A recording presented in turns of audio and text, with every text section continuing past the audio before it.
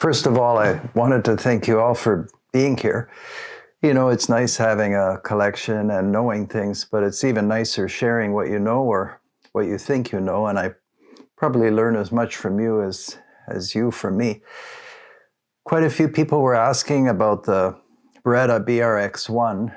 We looked at that on video, maybe 2 or 3 videos ago. A really impressive rifle, and we ended up shooting it quite a bit at long range, and it's a surprising rifle to shoot offhand because I think it's basically a hunting rifle. And most of the time, if you can get a rest, that's great. But if you can't get a rest, you're shooting offhand. I was surprised how well I hit with that rifle. Of course, it had a fantastic scope, which didn't hurt. But the questions I've had pertain to how it compares with the Blaser. Of course, there are price differences and design differences. So I thought I'll make a video comparing the BRX1 and the R8. And I also have a Mauser 96 on the table. And as usual, I could have the table full of straight pulls. Somehow I got into the straight pull thing maybe a decade ago because they're so interesting. And that included military surplus rifles that were straight pulls, the Ross and Steyr and so on. Anyhow, I'll start with the Blaser R8. So I had a few Blaser R8s. I sold them all except for this one, mainly because, well, the caliber. So you can see that's not a 22 Hornet. And it's a 500 Jeffrey. I think they still make this model, but I'm not positive. And the 500 Jeffrey, I should have put some rounds on the table, but we did make a video some time ago, and I can take everything out again, is one of the few rounds that the power really is obvious on the target. A lot of times with, as you know, with a high-powered rifle, you'd think there'd be a huge reaction, but there isn't a huge reaction. And so anyway, I took out the R8. And it's going to be a detailed look at how they built these rifles. So you may or may not know the R8 has the removable magazine that's part of the trigger group. Some people love this for safety reasons. Some people think it's unusual. I would say it's unique, but it's practical, and by now it's been proven that it works well. Bolt handle location, quite familiar. Bolt opening, quite familiar. There's no turning bolt. You know this. It's a radial locking system. We'll try to look at that in a moment. And to take off the barrel, because everything's interchangeable, you loosen these 2 screws with a nice Blaser Allen key that's supplied, and the barrel lifts out just like that. So pretty simple design, but very sophisticated. And essentially, when people ask me, where is the action? Well, the action is, in a sense, part of the stock. So this is the action. And when you buy a Blaser stock, which you can generally interchange because the parts are interchangeable, and that's true for the R8 and the R93, you're actually buying the action. So in places where guns are registered, the stock is the firearm, because you can just add a bolt and a barrel and a trigger group, and you've got a firearm. And as for the locking, yeah, people talk a lot about this locking, which is interesting to me. So this is a collet. You can see that it expands, and then I just have to release the action, and then contracts. So I don't know if we can focus on this. It happens kind of quickly, but if we do it a few times, you'll see how Blaser designed the locking. So this collet expands within this machined ledge inside the barrel. The bearing surface of the expanded collet is really significant, and it's not locking lugs. Consequently, the strength is enormous. Naturally, things go wrong with all actions, and if you punch in the Blaser R93 or the R8, there are all kinds of stories about action strength. What I can tell you is, having owned quite a few R8s and quite a few R93s and known a lot of people who own more of them, I don't think there's a weakness problem with this action. I've seen every action fail. I've seen Mauser 98s fail, pre-64 Model 70s fail, Remington 700s, of course, lots of them. And I was, generally called to, have a look. And invariably, the pressures were so extreme that they were beyond the design limitations of the action. So do I have any questions about action strength with the R8 and the R93? I don't. These actions are made to endure a certain temperature and, at certain pressure, and they do that. So let's take this bolt out because that's useful in the comparison. So there's the R8 bolt. Complex assembly, there's no doubt about it. We've got rails and it's very slick. The bolt head is there. It's easy to remove the bolt head, but I won't do that right now. So we'll set that down. And the stock, this is very heavy because I've got a couple of mercury recoil reducers in here because the 500 Jeffrey turns out a lot of recoil. And when that thing hits anything, a gravel hill reacts to that 500 Jeffrey. And then we have the Beretta BRX1, and we've looked at a lot of straight pulse, the Strasser and lots of others. So this is familiar to you. I took off the Picatinny rail, which changes the appearance of the action. In order to disassemble, I've disassembled this for ease of filming, so that comes off. And of course, these spacers you can add or subtract so that you have a longer or shorter length of pull. And the action and bolt handle location is similar to the R8. But let's take a look at this because it gets more and more interesting. So this piece comes off by way of one screw. Let's say that's the pistol grip. And we'll set these parts here. And then the buttstock is pretty tightly fitted, but you saw there's the polymer buttstock. It's hollow. A lot of them are. Is it solid? It's obviously very solid. They wouldn't. It's just a polymer stock. They are what they are. So we'll set that aside. The fore end is here, and we remove the fore end like so.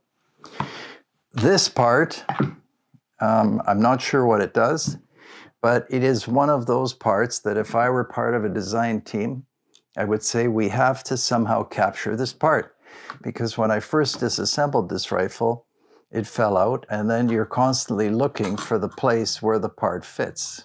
And it's easy to find where it fits because it has a pin, so that's where it goes. And it has something to do with the bolt retention or what have you, but there it is, and I'll just take it out. I assembled the rifle without it and didn't notice much difference, but that's probably just my luck. And then we have the barrel, which comes off like so if you loosen these two bolts. So some similarities. We have two bolts here, and in the Blaser we have two bolts as well. Of course, the Blaser predates the BRX1, but it doesn't matter because that's an old system. My Mauser 66 probably has two bolts as well. Then we have the bolt, and here's where things start changing, because you can see how the Blaser was focused on a short action and a fast action, and the Beretta team, I think, wanted a turn bolt style action. You can see the multiple locking lugs. And to remove the bolt, you push this button up or down. I think it's up, and then it comes out. So not quite the same really as the Blaser, because the Blaser has these rails, but the bolt kind of location, bolt handle location, and of course the caulking system. I don't want to say it's a direct copy of the Blaser. There are only so many ways of doing things, but it's quite similar. So those are the bolts. We'll set them down. And what's really fantastic about this Beretta is the slickness of the rotating bolt. They made it in such a way that you're not really aware of caulking the action and rotating the bolt. To remove the bolt, by the way, you just depress this button and the whole works comes out the front, which is pretty amazing. And then the bolt head slides off. It's in some ways echoes of the Blaser R8 and R93, but I don't know, I think Beretta has a limitless budget for research and development. And so they came up with what I consider just an extraordinary design. Certainly for the money, this is really something else. You just depress that button again and then pop it into place and your bolt is ready to go. And this all comes apart and it's actually not too difficult. Certainly you can see, I'll show you the bottoms of these bolts. There's a lot more happening in the Blaser, but it's also such an unusual system, that collet locking. You can tell the bolts are quite a bit longer. And here's where the designs don't compare at all. I like the magazine on the Beretta. It's typical, located in front of the trigger guard. I like the orange. I like the release. There was not one feeding problem, not one ejection problem, and that's true of the Blaser R8, and that's true of the Jeffrey, and all my R8s and all my R93s function perfectly. But have a look at the size of this action. So again, remarkable engineering and design success for the BRX1. I think Beretta obviously has the big bucks to come up with something like this. It's fantastic. Somehow it reminds me, excuse me, of a Cosme shotgun in its complexity. And when I was shooting this, I thought this is a striker-fired rifle, mainly because it was so easy to cock the rifle. But it's not a striker. There's the hammer right there. And even the hammer is unique, because most of the time a hammer is kind of a beefy part with a lot of momentum, and not so. It's a small hammer. Anyway, I guess maybe that's why it's easy to cock. There are two coil springs, which I can see, which you can see in the guts there. So fantastic. Yeah, I mean, fantastic design integrity. For people who want a walnut and steel rifle, this couldn't be further away. I mean, this is a plastic housing and there's aluminum all over the place, but the point is that it works amazingly well. The interchangeable barrel system, no arguments there. They are what they are. And so, I mean, this is the opposite of the Blaser R8 in terms of length of action. A fairly short barrel on the Beretta is a long rifle, and a long barrel on the Blaser is still a short rifle, just because the action is, well, that's the whole action right there. It's just so small. And like the Blaser, the Beretta locks into the barrel. That's probably self-evident. So the lugs enter here and turn and lock, which changes the nature of the chassis of the action. It doesn't have to be steel. It doesn't have to be strong. It just has to hold parts in alignment. So it becomes more of a chassis in my mind than than an action, quote unquote. But the system is fantastic, and I'll probably, I'll probably do more with the Beretta. I'm really impressed by it. I still need to see the steel action or Stahl or from Germany. It also has a turning bolt, excellent. And I think that's probably enough of a review. I'll put these bolts just because they're so interesting. There's the Beretta, there's the Blaser. And then I'll show you the rifle that's always impressed me as a straight pull is the Model 96 Mauser. This is the S for 96S for stainless, just because they overcame almost all the technical problems. They have the multiple locking lug, see? Same as the Beretta. A multiple locking lug has all kinds of advantages. This may remind you of an M16, and it's similar. Fantastic design, but it didn't sell well because of the location of the bolts. See, I have to reach forward. But other than that, the 96 Mauser overcame everything, and it's still a quote-unquote normal rifle. There's an action, there's a barrel, the barrel's threaded into the action, headspace is set in the traditional way. Good magazine release, single stack, which I like. It has everything. I mean, it could use a decent walnut stock. Everything about the 96 is impressive, except for that bolt location. Anyway, I hope you find that interesting. I know I do. I think that BRX1 is a fantastic rifle, especially for the price. And I don't want to quote the price because there are, different retailers and whatnot. And actually, there was a lot of price variance when I looked.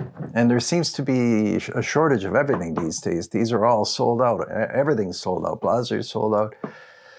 Beretta's sold out. But for the price, definitely, this is the one to buy. You're getting an unbelievable rifle. And the ease of shooting, if you've seen my prior video, which wasn't a great video, we did our best, but shooting at longer range, you find out just how easy it is to operate and hit. And the straight pull action is so slick on the BRX1 that you really can operate the action more quickly than a turn bolt.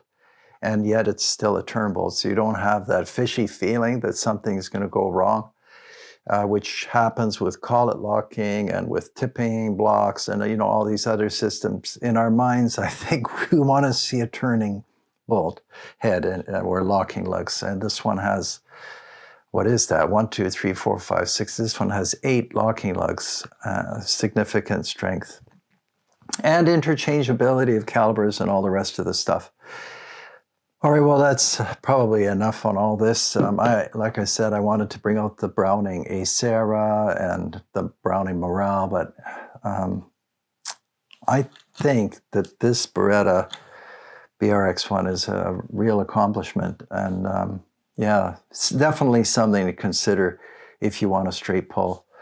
It's impressive. All right, well, thanks for watching, and we will see you next time. Take care until then.